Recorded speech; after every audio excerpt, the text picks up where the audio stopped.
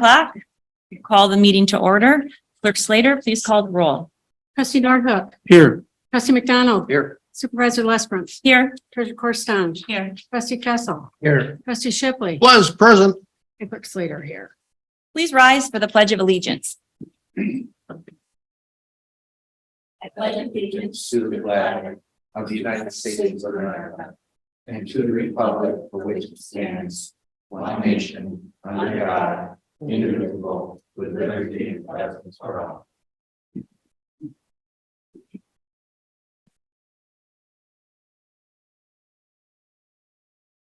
Is there motion or discussion for approval of tonight's agenda? Shipley makes motion to approve the agenda as presented. Support. It's a motion by Trustee Shipley, supported by Treasurer Corstange to approve the agenda. All in favor? Aye. Opposed? Motion carried. We have no presentations this evening, so we will move on to Article 5, public comments. This is the time to comment on any item on tonight's agenda. We have only one tonight, and that is approval of a contract for a new permanent manager.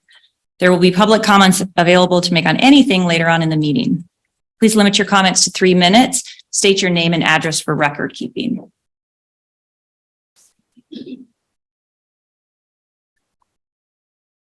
Anyone virtually, Ms. Brott? If anyone would like to make a comment about anything on the agenda this evening virtually, please raise your hand. Dial *9 if you are participating via phone, and I'll wait a few moments.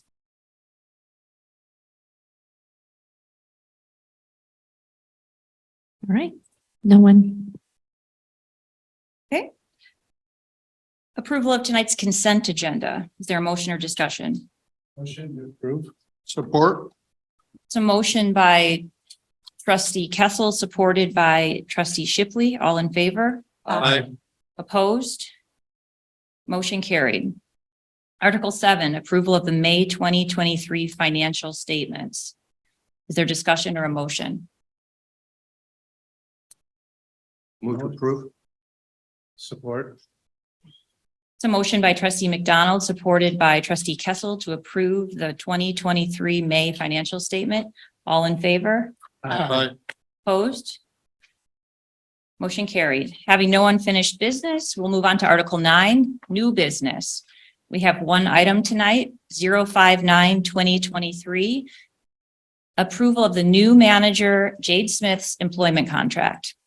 At the June 26th meeting, this board interviewed 3 finalists for the township manager position. Following those interviews, the board unanimously moved to extend an offer to Mr. Smith. Township Attorney Homier has consulted with Mr. Smith and prepared a contract for this board's review and approval. Mr. Homier, welcome. And could you provide a review of the proposed contract? Sure, and I'll leave this up to the board. I can go section by section if you want, or you feel free to ask me questions. The contract itself is modeled after the contract the township had with your last manager, with some changes to it. So as you'll see in paragraph number 2, the term begins on September 11th, 2023. That's the anticipated start date should the board approve it.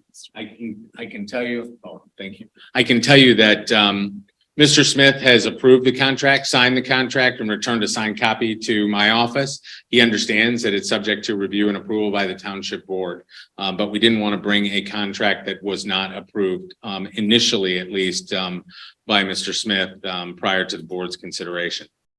So as I said, the term begins September 11th, even though the contract would become, if the board approves it, effective today.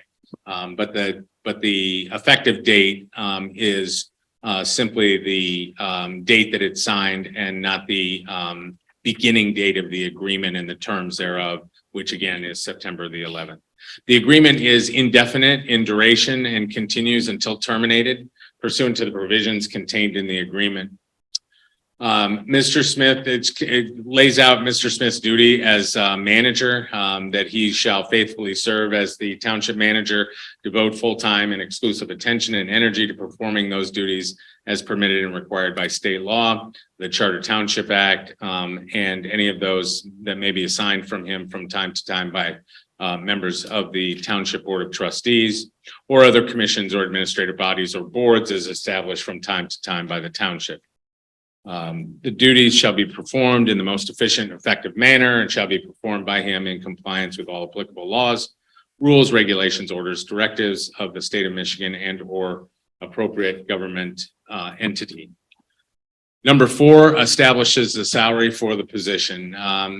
And the salary established, at least by this contract, in the annual base salary in the amount of $155,000 less applicable holdings. It's paid in equal installments, payday on paydays established by the township. Township then will implement a cost of living increase applicable to all employees, including Mr. Smith, beginning January 1st, 2024. Additionally, Mr. Smith may be awarded a bonus based on merit in 2024. Usually those are done, as I understand it, by the township in October, November of each year. But because of the lateness of Mr. Smith joining the township, it only made sense to push that out until July of 2024. And that merit increase remains in the sole discretion of the township board. If Mr. Smith establishes residency in the township, his annual base salary would be adjusted upward in the amount of $5,000.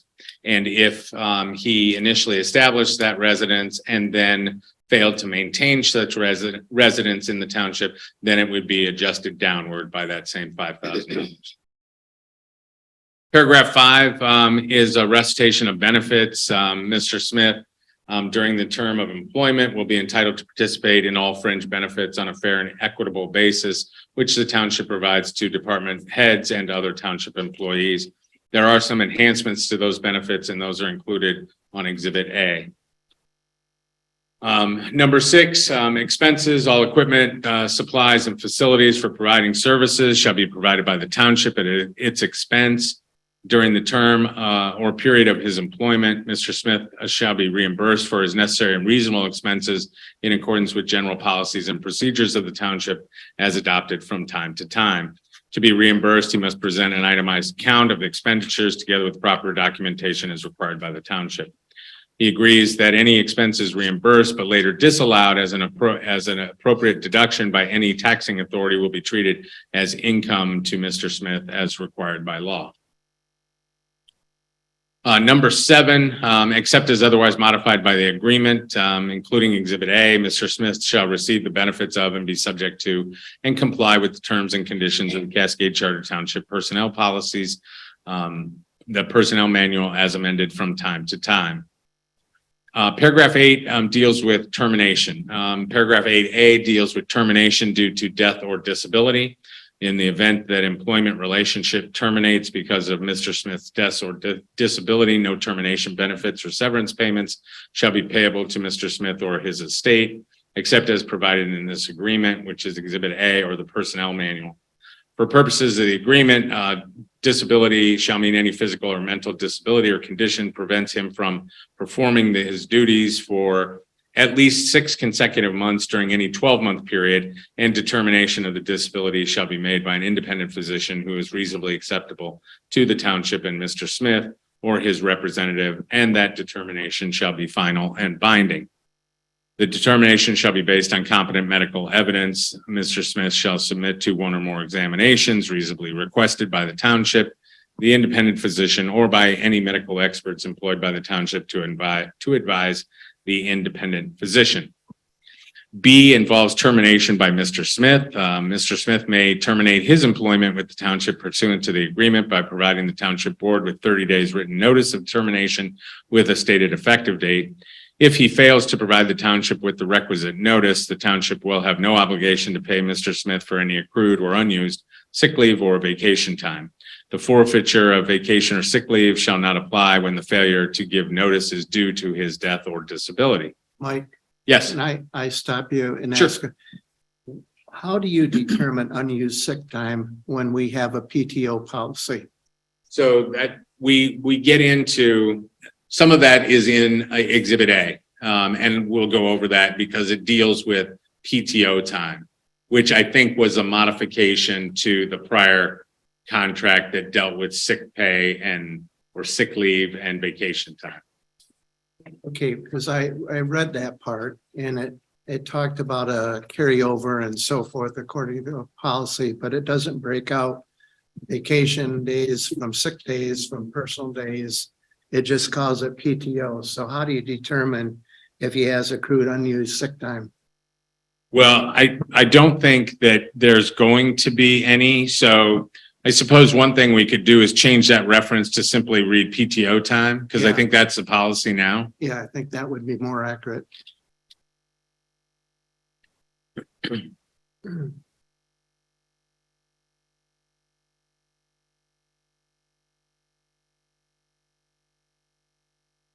Hopefully that's not the deal breaker. No, I suspect it won't be. I mean, we knew when we were going through Exhibit A that that everything had been converted to PTO rather than sick or vacation.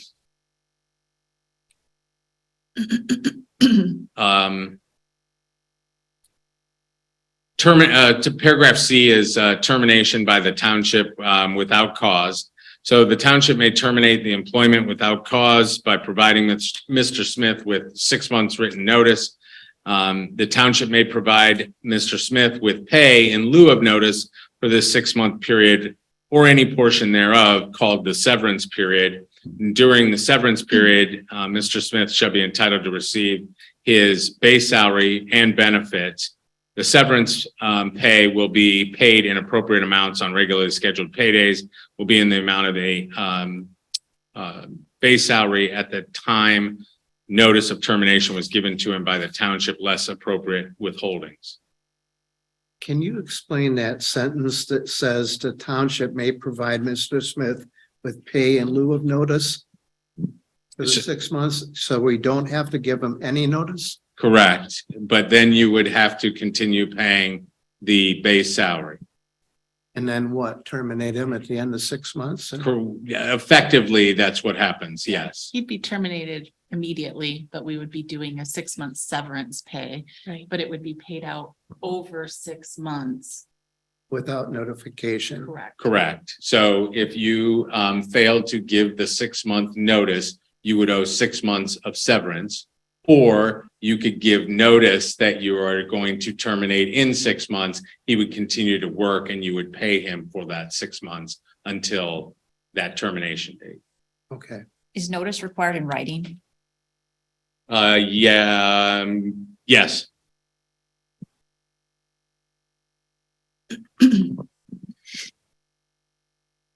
Subparagraph 2 says, Mr. Smith agrees during the severance period, he will not apply for or receive unemployment compensation benefits from the state of Michigan. Should he apply for and receive unemployment, any severance pay shall be offset by the amount of the unemployment received. If Mr. Smith becomes employed during the severance period, then if his new salary is equal to or greater than his base salary at the time of his termination with the township, no further severance pay will be due. If his new salary is less than his base salary at the time of termination, then his severance pay will be offset by the amount of this new salary. The purpose is that you don't get to double dip on different jobs. The determinations may be made by the township supervisor without the need to receive prior approval from the township board. Number 3, prior to receiving any severance pay, Mr. Smith will be required to sign the release, which is attached to Exhibit B. Failure or refusal to sign the release will relieve the township of its obligation to provide with Mr. Smith with any severance pay. D is termination for cause. The township may terminate Mr. Smith's employment for cause at any time by written notice to him. For purposes of the agreement, cause shall include but not be limited to 1, engaging in criminal acts, 2, misappropriation or misuse of township property, information, or funds, 3, violation of applicable laws, rules, or regulations governing his conduct in office or the performance of his duties, 4, knowingly making statements or taking action that results in increased liability to the township, 5, regularly failing to report to work or perform his duties as township manager, 6, breach of this agreement. 7, engaging in misfeasance, malfeasance, or nonfeasance in office. 8, disobedience of the lawful directives of the Township Board. 9, violation of any material provision of the personnel manual. And 10, dishonesty. The determination of whether appropriate cause for termination exists shall be in the sole discretion of the majority vote of the Township Board. If the Township terminates Mr. Smith's employment for cause, Mr. Smith's base salary and other benefits under the agreement and personnel manual shall cease immediately. Township shall not be responsible for any further benefits or compensation of any kind. Paragraph 9 is indemnification. The Township shall defend, indemnify, and hold Mr. Smith harmless to the fullest extent permitted by Michigan law from and against any and all liabilities, costs, claims, and expenses, including without limitation, all costs and expenses incurred in defense of litigation, including attorney fees, arising out of the employment relationship, including the duties of Mr. Smith under this agreement, but not including litigation involving claims arising out of or based upon the willful misconduct of Mr. Smith, or any claims for conduct outside of the scope of his employment with the Township. Costs and expenses incurred by Mr. Smith in defense of litigation, including attorney fees, shall be paid by the Township as they are incurred by Mr. Smith. Number 10 then just contains miscellaneous provisions, severability, amendment, notice, and where that should be given. There is no assignment of this agreement to any other person.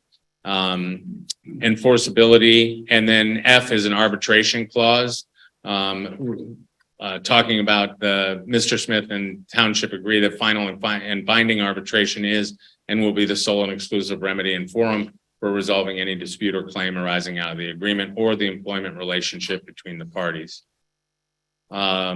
G is a statute of limitations provision stating that Mr. Smith agrees that he will not commence any action arising out of the agreement or termination of the employment more than 6 months after the event complained of, which is the subject of the action or legal proceeding, and he waives any statute of limitation to the contrary.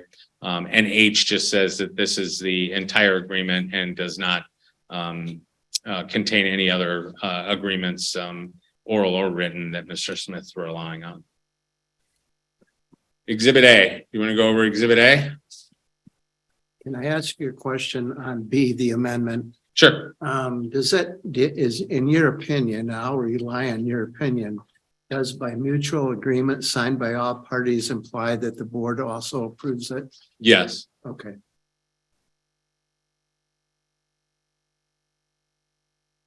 Exhibit A is sort of breaks out those benefits to which Mr. Smith would be entitled. So paragraph 1, Mr. Smith shall receive 20 hours per month of PTO for the remainder of 2023. He'll then be entitled to 30 days of PTO annually for the calendar years 2024 through 2028. PTO will be accrued on the first check of each month for the previous month. After 5 years, Mr. Smith shall be entitled to 32 days of PTO annually, and then rollover of PTO and payout of PTO shall be in accordance with the 2019 benefits update or as otherwise amended. Paragraph 2, Mr. Smith will not be provided with a township-owned vehicle, but will be reimbursed for the business use of his personal vehicle at the IRS mileage rate. Number 3, Mr. Smith will participate in the MERS defined contribution plan at the same level as other Cascade employees. After 12 months of continued employment, any other MERS service that Mr. Smith accrued while employed with prior MERS participating municipalities will be recognized toward vesting under the township's MERS defined contribution plan. Number 4, the township will provide a life insurance policy on Mr. Smith in a maximum amount of $70,000. Number 5, township will pay a housing allowance less applicable deductions during the first 6 months of employment with the township. The housing allowance shall not exceed an aggregate of $12,000 payable over 12 pay periods beginning September 26, 2023. Number 6, the township will reimburse Mr. Smith for his costs incurred in attending business-related educational conferences in an amount not to exceed $2,500 per year or in an amount specifically appropriated by the township board. All reimbursement requests shall include the appropriate documentation required by the personnel manual or the township board. And number 7, the township shall pay the cost for Mr. Smith to continue his group medical insurance coverage pursuant to COBRA under his past employer's plan for a total of 90 days. And then Exhibit B is that release that would be required to be signed as a condition of paying severance on the termination. Mike? Yes, sir. Just to be clear on number 4, Exhibit A, number 4, the life insurance, is that a life insurance that he has and he determines the beneficiary, or is that where we're the beneficiary? If he dies, then we get that? Yeah, no, that's life insurance where he determines the beneficiary. That's what I assumed. And I believe, having talked to Katie Morawski about this, that this is the maximum amount that's offered to all Cascade employees. Okay, good. Thank you.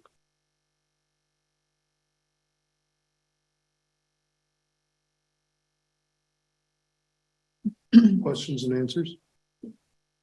Only question I have is, I think one of the changes that had made from the last time we had met is the subcommittee was just the time accrued while in another MERS defined contribution plan will count after 12 months.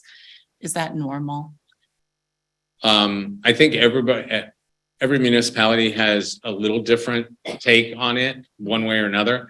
My understanding, and this was a change that happened late, but my understanding was, as of actually yesterday, that Katie had reached out to MERS, and this is already included in your MERS plan. So we are not venturing outside of your existing plan. This would happen already as a matter of Big course. part of being part of the MERS plan. Correct. Thank you for Yep. clarifying that, because that was one change. Yes. Mr. Mike, I already got the opinion of our interim manager and he thought that this was a fair and equitable contract. In your experience, I'm not asking your opinion, but in your experience, do you see any section of this contract that would hold either the new manager in harm's way or the township in harm's way? No, and you know, there were a lot of discussions about some of the elements of this contract, in particular, the offset of the severance pay, right? And you know, I think Mr. Smith's view of it was he had never seen this offset provision, but in every contract that I've drafted in the last probably 5-6 years, we have this offset language saying that if you go get another job, we don't owe you any more severance. Sounds fair and reasonable. Yeah. Okay. Shouldn't be a windfall. It's not meant to be. Thank you. Questions, discussion? I asked mine. I have a problem with the wording at number 8C. Item 2, the last sentence of that paragraph. In my opinion, should say these determinations may be made with approval of the majority vote of the township board. Which one is this? Severance pay. 8C, it's on page, there's no page The number, top of 3. page, Information by township without policy. Yeah, top of There. page 3. top of page 3.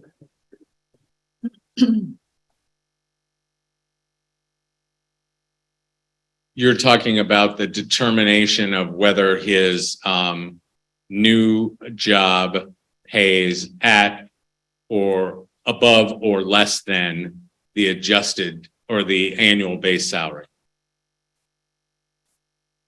Well, it just seems to me that the full board should be involved in that. That's not what, It's no, this is dollar on the severance amounts. pay. Yeah. What's it's- that? Different here. Sorry? It's truly just looking at the dollar amounts. If there's something that comes back where you find out we're paying him or he's got a new job and we're gonna lessen his severance pay or eliminate his severance pay, it would happen much quicker if that was brought to the attention of the supervisor.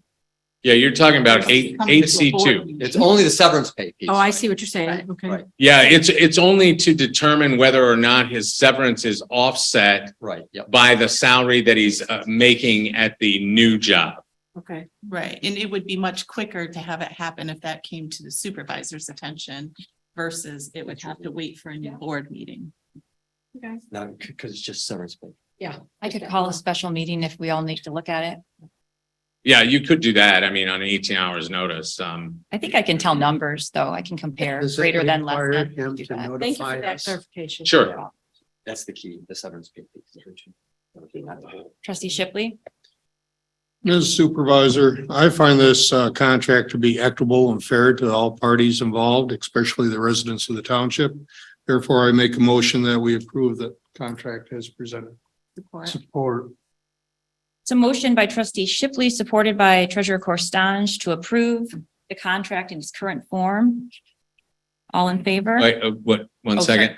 second. Subject to the change to PTO, Yes. right? Yes. Yes. Subject to the change of. Of vacation One word to and sick PTO. leave to PTO. Yes. All in favor? Aye. Opposed? Motion carried. I don't think that change is gonna bother Jade. No, I do not.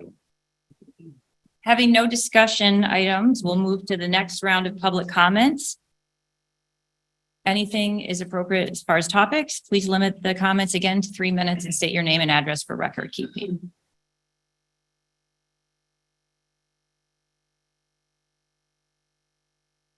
Hello, my name is Kenneth Carey. I live at 2929 Thornapple River Drive. And I'm glad to see you guys again. It's been a long time since I've been to the meetings. I hope to attend a lot more of them. The issue that I basically have three issues. I'll make them as quick as I can. And I talked to Mr. Shipley about one of the items, and that has to do with the noise levels in Cascade and in the truck traffic. And after an incident this last week, I just reached my fill of 18-wheel dump trucks going by my house using compression braking. And if any of you aren't familiar with the noise volume that is generated from compression braking, it's substantial. It's a lot more than the acceleration, that noise that you hear. And it's actually been the cause of a lot of accidents on the road, startling other drivers. And I had an incident where I had a window cracked in my house this last week or earlier in the week. And I ran out into the road on the next run and stopped the driver, and we had a confrontation, and he asserted that he was trying to save money on his brakes. And so that's what they do. They use the compression of their engine, which is extremely loud. And what I've noticed in a lot of surrounding communities is that they're banning this compression braking or Jake braking, whatever you want to call it. And I see no downside to doing this. I followed this driver earlier in the week, and it seemed like he was going out of his way from where he was picking up loads to where they were depositing the loads. And I don't know why he was choosing that route. There were other shorter routes, more direct. And I just think that the board should consider it. It is substantial. 1 minute left. Another issue I had, which was along the same lines, is the air traffic. Now, I understand that we live in close proximity to the airport. I don't happen to live on either one of the runways, but where I am on Thornapple River Drive, I hear very little air traffic. I don't have a problem with 99.9% of the 30 traffic seconds. that leaves the airport. But I've noticed in the last 3 weeks, 4 weeks, we've got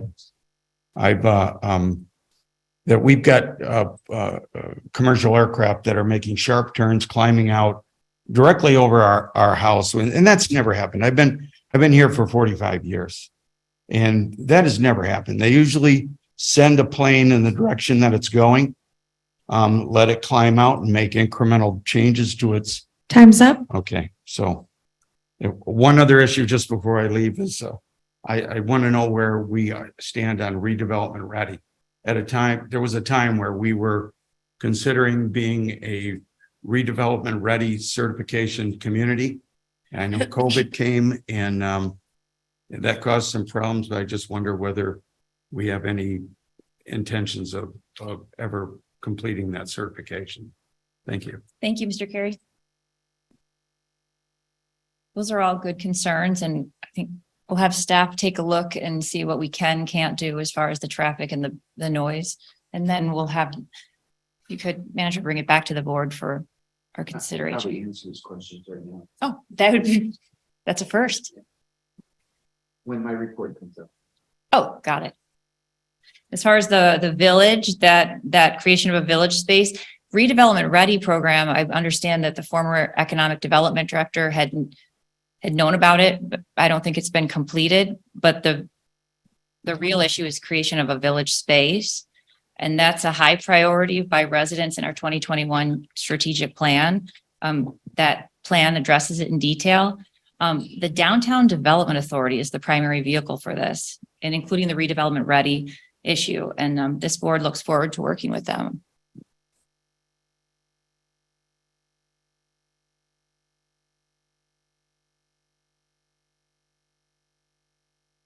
Mr. Dion, welcome. Hey, good evening. It's been a long time since I've been up. It's nice to see everybody. 4th of July festival was great. I didn't have enough time there this year. The kids had other activities, but it was a very nice event. You've changed it around a little bit, and I think we appreciate that. So that was welcomed. I'm going to second what Ken Carey's talking about today. I came to a meeting years ago and I voiced that, I've been on Thornapple River Drive now for probably close to 15 years. When I first moved in, there was a historical or a scenic drive marker on Thornapple River Drive, and it was also labeled that semis could not ride that route. I came up and talked to the board about this. You could probably look up minutes about it, and I wondered why that sign had been removed and why semis were then allowed on Thornapple River Drive. The reason it came to a head in my mind is, when they opened up the 36th Street passage there, all the traffic changed. I've been up here and voiced my opinion on this numerous times. I'm sure you're all tired of hearing about it, but it is a great comment from Ken. I work from my home now. I've got an office for my new job in Kalamazoo in Indiana. I'm home 3 days a week and out of town the other couple of days, but the noise level is incredible. Every day there's these overweight trucks running down the road at 40 miles an hour, compression braking. I worry about, just everything. There's a lot of accidents that we hear daily on Cascade Road because we can hear the sirens from our house. And I think that, there just needs to be a better determination on what we're doing with Thornapple River Drive. This is a residential street. I can hardly get in and out of my driveway. I know Ken probably has the same problem without people honking at us or riding on our rear end or motorcycles coming up the street at 60 miles an hour because it's curvy and it's a fun road to drive. I'm not going to eliminate motorcycles because there are a lot of very expensive cars that do this also. But I really think we need to take a look at that. I think that, 1 minute. some of the other things you've talked about, some of the circular drives or roundabouts would help in Cascade to eliminate the safety or help the safety there. Because sitting at the ice cream shop, having an ice cream with my family, our main concern is staying away from the road. We don't even want to walk on the sidewalk on Cascade Road because of the high rate of speed. There's no escape for anyone there. So with that, I'll leave you with, I just read the fact you're redoing the Thornapple bridge. Cascade Road bridge for pedestrians to redo that safety. I voiced my concern about that. Thank you for doing that. I hope we look at more of these safety issues and get a handle on this high speed traffic. These trucks should be routed to 28th Street and routed around. And I've talked about creating a different type of passage through Cascade Township that would take this traffic through the business district, not a residential neighborhood. Thank you. Thank you. Good points.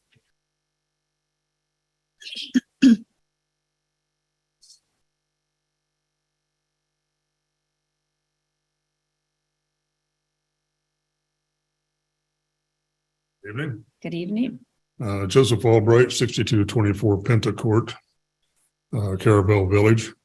I was here about a month ago and I spoke to you about the occurrence of rental properties, absentee landlords, and renters who are not taking care of their properties in a proper manner, which is going to begin to deteriorate our property values in the township. I won't go over the points I made last time. It's already in the record, but I have 3 more points I'd like to discuss as solutions to the problem. Number one would be to allow only one rental property per block. And second, allow no consecutive rental properties, i.e. across the street, corner to corner, so forth. Third thing would be to limit the number of single family dwelling rentals in the township to a percentage of the number of single family dwellings in the township. And I think Madison may be working on trying to determine how many rental properties there are in the township at this time, which I appreciate greatly. But if this problem is not addressed, I'm afraid the township's going to be looking at some other problems as far as the effort that will be involved, as well as the cost to change the name of our community from Cascade Township to Rentwood, because that seems to be where we're headed. Right now, I've had a few improvements in two of the properties on one side of my property line. And since I was here last, I am now faced with a third one on an opposite property line. So I am totally surrounded to where I'm beginning to wonder if I'm going to be forced to do the same thing when I choose to go to 1 minute. of a independent living situation. It's going to be difficult to sell my property to anybody who just wants a family dwelling. Thank you. Grace, can I ask a question to Mike? Mike, is that something that we can do? Probably not. Legally, and so just for full disclosure, I've known Joe for a long time. His wife was my secretary for 15 years. She still is employed by the firm. So, but limiting rentals based on the number or some other criteria like that is probably not lawful. However, there are things that the township can do. So for example, you have the authority to implement a rental registration program. Part of that program then requires or would require inspections every 3 years as a basis for renting that property. That includes safety inspections, but that also could include enforcement of property maintenance code issues as well, to make sure that they are kept up and not become a blighted situation the way some rentals do become. And I think Cascade just had one of those instances down on Cascade Road that finally got cleaned up. And so a rental registration program, you can charge fees for doing it. So it should be self-supportive and require people to register them and then go through that inspection process. The hammer, of course, is if they don't keep them up, you can revoke that registration certificate and they would not be lawful rentals any longer. Is that the best creative tool? Are there any other ways to creatively make sure the homes like secondary incomes or something? Is that the best way to do it, the registration? Probably. I mean, we have, for, I don't know, the past 4 or 5 years, and we can get into long-term versus short-term, right? Because the legislature has been trying to regulate short-term rentals now for 4 or 5 years, and they've been unable to get anything adopted. So a lot of our clients now that have both long-term and short-term rentals, they're starting to regulate those more fully. But the rental registration program, at least to my knowledge, is probably the best way to be able to enforce those provisions, both from a safety standpoint, as well as a property maintenance code standpoint. Can we make them put down a down payment? Or charge them for our time, the time that it takes staff to monitor and enforce? You can enforce tickets, right? Yeah, so you certainly can charge fees related to, and they don't have to be dollar for dollar, but for the proportional amount of the service provided, in this case, the inspections and administration of that program. So where that ends up in terms of those fees, I don't yet know. I suspect though that, that you could write both probably civil infraction citations for property maintenance code violations if you find them, as well as then threaten the revocation of that certificate, which then is going to be a big impact on the ability to rent. And so if somebody's in the business of that rental, the last thing they're going to want to do is have their registration certificate revoked, because then they can't rent anymore. If we do implement a similar program, are the rentals that are currently in the township, can we require them to do the same, or are they grandfathered in? That, to my knowledge, they would not be grandfathered in. So could So you they look would into that? apply. Yeah, Can you prepare that for the Yeah. board's review? Trustee Nordhook. I would much rather do this through a property maintenance ordinance that includes every property in the township, not just rentals, because I've seen it in Grand Rapids where the rental property owner gets cited and the private owner next door is 3 times worse and there's no citations. So I want to see in our property maintenance ordinance, Let's hit everybody. we have nothing about long grass. We have nothing about trash. It's just it needs to be updated so that we can enforce it with penalties. Because. Or just we need to do it. Or we really just need to And do I'm gonna it. be honest, the city of Holland, I think, does both. So somebody, we used to own rental properties in Holland, several of them. So we did, you'd have to have a license to rent and be registered. And you could get citations based on your tenants. But then also as private property owners, they also can be cited. So I personally would like to see both. Just because. I'm not excited about opening up a whole new government program. I'm a small government guy. Know is that we would get some sort of revenue based on the licenses or the certificates they would have to be able to rent those properties. Because historically, the ones that you get calls on and complaints about more often are rental properties versus private owners. I'm not saying it doesn't happen with private owners, but at least it gives us a source of getting some money every 3 years for them to renew their rental license or rental certificate. So in that way, doing both would allow us that. There's a cost to do the rental program to the township. It's not just all profit. But if we're reasonable, we can that can trickle down to the profit makers. well, so couple things. First, the township has adopted the 2018 property maintenance code. So you already have that authority to enforce all of the provisions of the code. There was one section that was revised, but it's not substantive. It has more to do with the cost and owner responsibility. So you already have that authority to enforce the property maintenance code. What I'm suggesting is, as a condition of maintaining that rental certificate, that they would have to comply also with that property maintenance code. In other words, that would be a basis for revocation if they fail to comply with it. And that is going to have more teeth to it than say, well, we're going to come out and we're going to cite you, say, a civil infraction for having trash in your yard.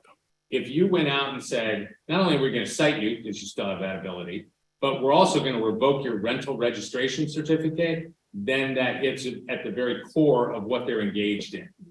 And so I agree with you that this rental registration certificate is another program, okay?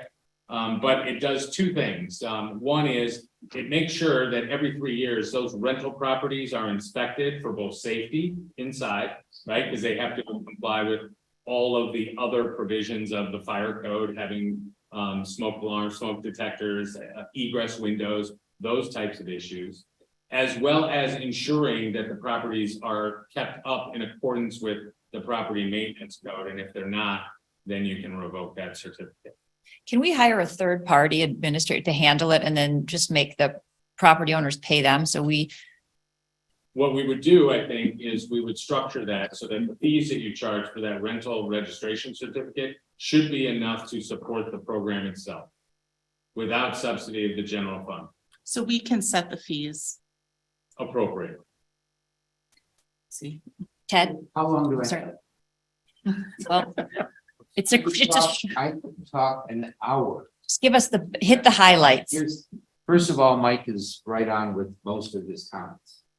Okay, now, in the city I was in and mayor, we had a tremendous problem with rentals because we were a middle-class community. And landlords were coming in scooping up homes for less than $100,000, turning them into rentals. Now, he's absolutely right. You want a rental registration program. First of all, it'll help you identify who the rental owner is in case you have to get after them to do the repairs. A lot of these renter owners are out of state and you can't find out who owns the property.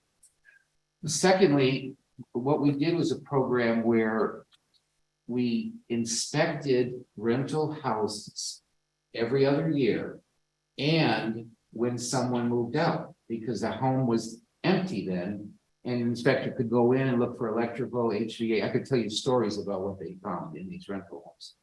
So you can do it where you inspect them every 2 years or when someone moves out.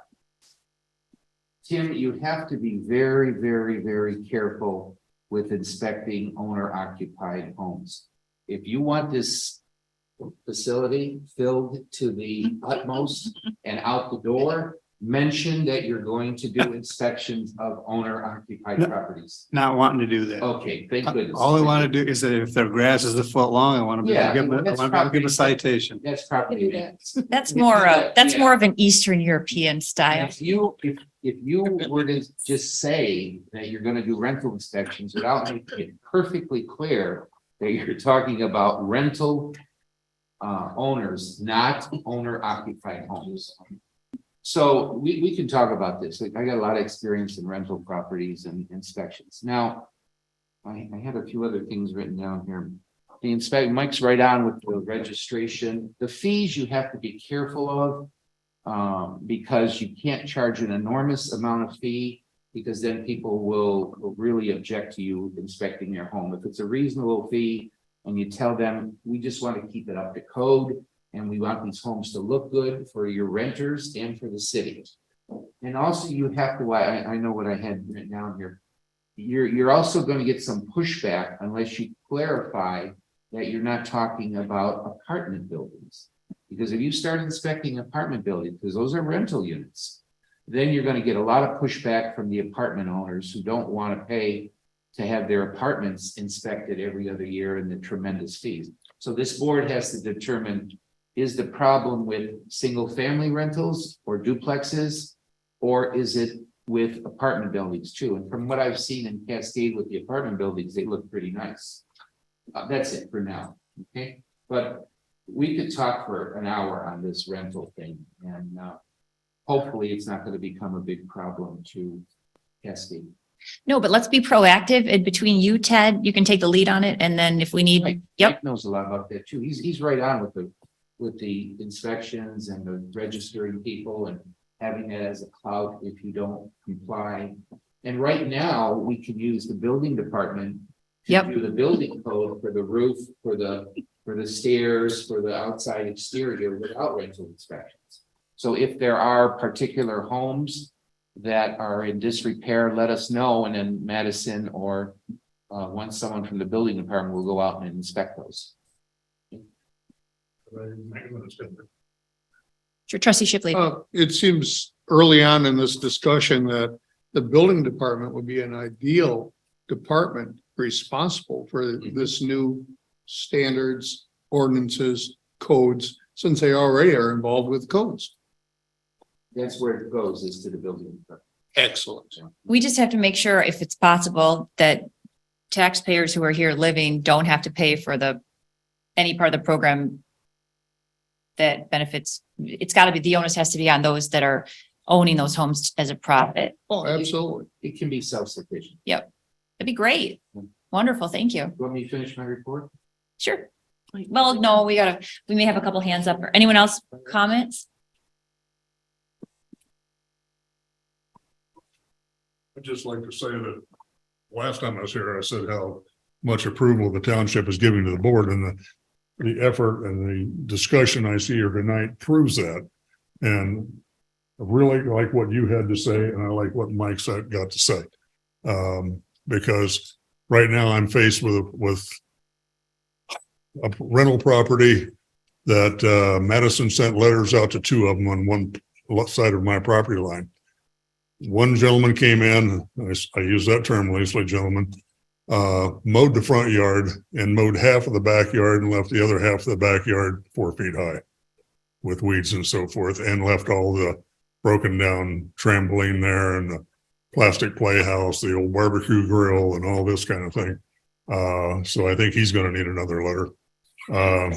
And then I've come to terms in some respects with the renter on the other piece of property on Pinnacourt. She is trying to do things, but she's very slow about it. I know what some of her plans are for the maintenance of the yard, but it's very, very slow. And to my point of view, it's not her responsibility, it's the landlord's responsibility to do those things. So, but thank you very much for your attention. Thank you.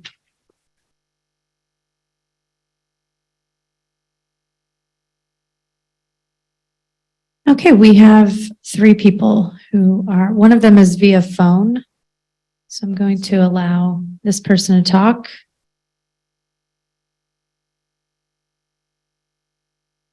Are you there? It's 616-401-7988. Hi. Yes. Hi. Can you hear me? Yes, please state your name and your address, and you have 3 minutes. Okay, thank you. My name is Rachel Garnett. I live at 7745 Whitburn Drive Southeast. That caused some confusion at the last meeting because it shows up as Ada, but it's the part of Ada that is in Cascade Township.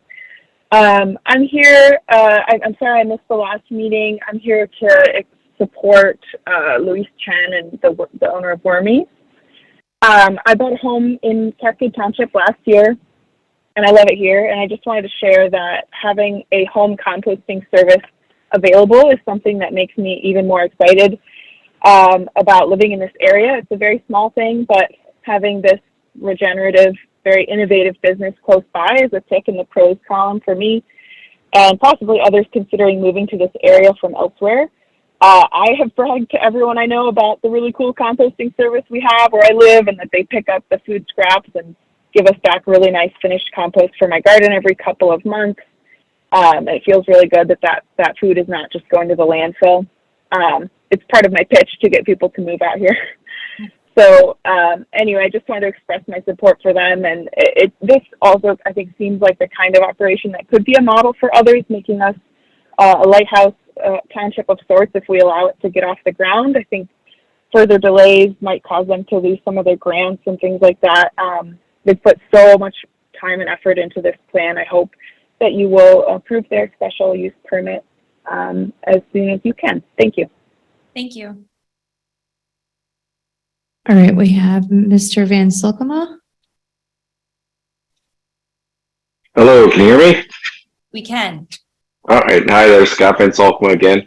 I was there last meeting. I do appreciate that looks like the perpetual garage sale on Cascade Road was taken care of. So thank you for that. I believe they were taken down the next day. My question now is regarding the sidewalks around the village. Who, I guess, maintains those or repairs or anything? There are several that are cracked and uneven, and not just by a little bit. There's a few that are several inches heaved. And I don't know if that's the businesses or if it's the township or anything. Obviously, I know the paths are maintained by the township, but I was just curious about the concrete sidewalks specifically. Do you have any specific locations, like in front of what businesses you've noticed it? Well, I haven't heard. There's one in front of Harvest Health Foods, heading up from Cascade Barbershop. That one's cracked and sunken in. There's a few raised ones in front of JT's. You know, I don't have them memorized or anything. It's just, you know, when I'm out walking, I see them, and it's like, that's why I'm bringing it up. Just wondering if anyone, like, who's responsible for that.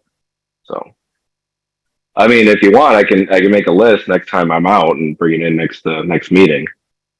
We thought you were on that, but I guess we can. Well, I'm just a volunteer. Take that one on. Ted, that's another one for you if you don't mind. He said Harvest Health Foods and JT's. Yeah. Yeah, JT's on Old 28th one and Harvest Health Foods. And there's, like I said, there's several of them. And again, I don't know what the the rules and the regs are exactly on what the tolerances are. There's also some in front of like Bridal Elegance. Again, that go up because of the trees and everything. It happens. You have a tree next to a sidewalk, the tree continues to grow, it's eventually going to push up the concrete.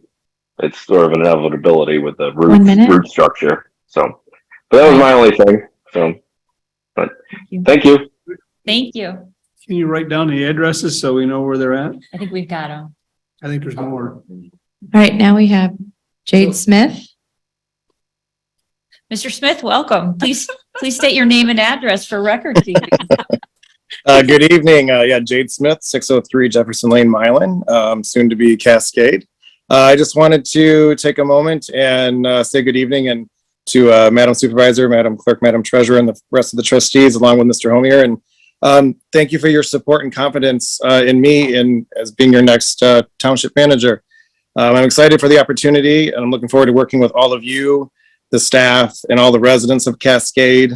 I will be in town over the next month or so on various occasions, and hopefully can thank you in person at one of the upcoming board meetings. And we'll stop in the building. But I just wanted to take a moment and just say thank you, and I'm really looking forward to this. On a side note, I'm very familiar with rental programs and property maintenance code. That should not be a problem. Detroit. Yes, and I know how to run a sidewalk program. So I think it's going to work well. But just to say thanks, and I look forward to working with all of you. You as well. Thank you. Thank you. All right, no one else. Manager Andrzejewski? Well, first of all, Jade, welcome. I have a list of 100 things for you.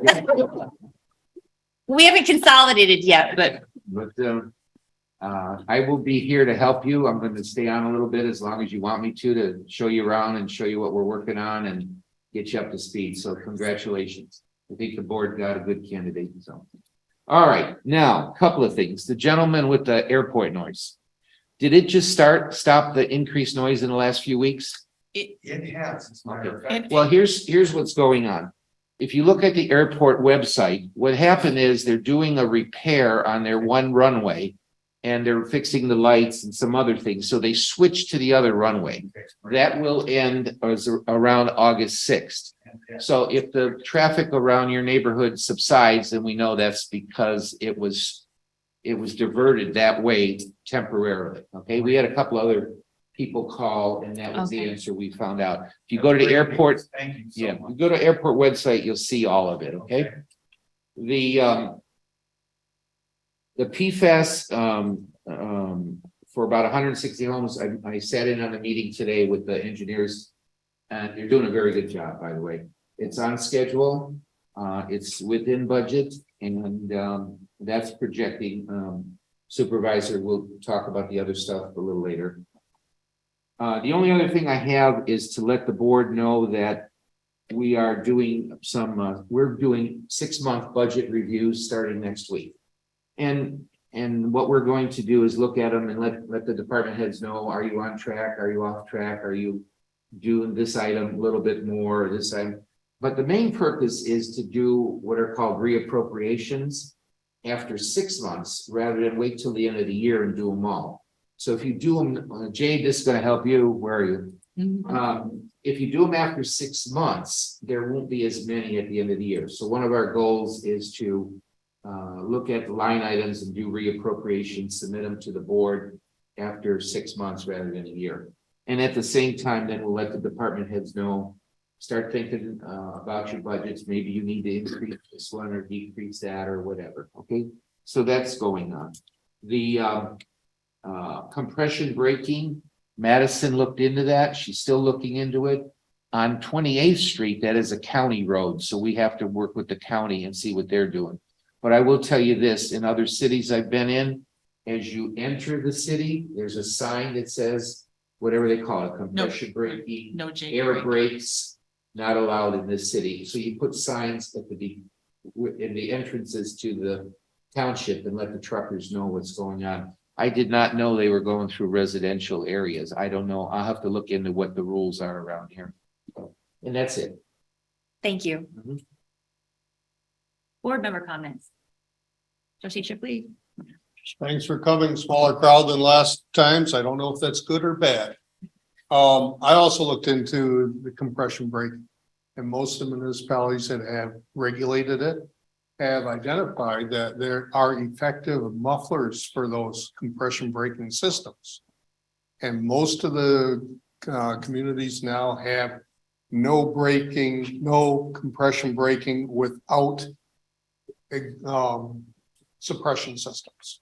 So there's a little win-win for everybody there. So glad that was raised tonight, especially at that intersection. And There's no it reason. might come in just a proper time too, because there has been some discussion of making that stretch of Thornapple one way, Right. which may or may not. I haven't seen the signs that distinguish proper equipment allows you to use compression braking. I've just seen signs that say no. On the web, there's a lot of different examples of how various municipalities handle that issue. That's all I have. Treasurer Percentage? I appreciate you talking about the jake braking or compression braking as well. I live off from Cascade in a cul-de-sac neighborhood that ends into the Thornapple River. And I have noticed as well too recently, even that way, that there's been a lot more of the double dump trucks coming through, which I'm assuming is the same thing you're talking about. Doing the same thing as they're coming down the hill. So And it's to save money. I'm sure it is, Save but on repairs. it's super loud. Sure, yeah. So I appreciate that. The talk about the airport, and I don't know, I do know that the runways are being repaired, so I think that we're hearing more from residents in locations that normally don't hear from the airport noise as much. But as somebody who lives in probably somewhat of a path, because I live on Cascade Road near the Thornapple River Drive in an east-west runway, I would like to know and to let most people know what our noise ordinance is for the timing of when those airplanes are supposed to be coming and going from the airport. Because my understanding is that we do have a noise ordinance that they're not supposed to be coming, like leaving super early and coming in super late at night. And I know that has changed a lot starting this February of this year. Before the change in the runway paths, that they were coming off from that airport at 5:30 in the morning. And I know I took a flight out of there at 5:30 in the morning, so I know they're definitely doing it. And so we have to work with the airport, but I do think there are some parameters that we have in place, I believe currently, that we need to make sure that we're enforcing as well. So even when they are changing paths, that we're making sure they're at least staying within those allotted timeframes that they're allowed. And I think that was it. I just want to thank Ted. You've done a huge asset to the township, immediate difference we've seen. I think staff loves having you here, and I know it's been a huge help. So we're very grateful to have you, and we're very excited also for Jade to be a part of the team. And of course, I'll work with Jade and hopefully he'll get a fast start. He'll be ahead of some of these things. Great. Is there a motion or further discussion? I make a motion to adjourn. Shipley Sports. It's a motion by Clerk Slater, supported by Trustee Shipley to adjourn. All in favor? Aye. Opposed? You're late. It was the only, I never had one like it. And I had trouble. All in favor? Aye. Opposed? Motion carried. Thank you.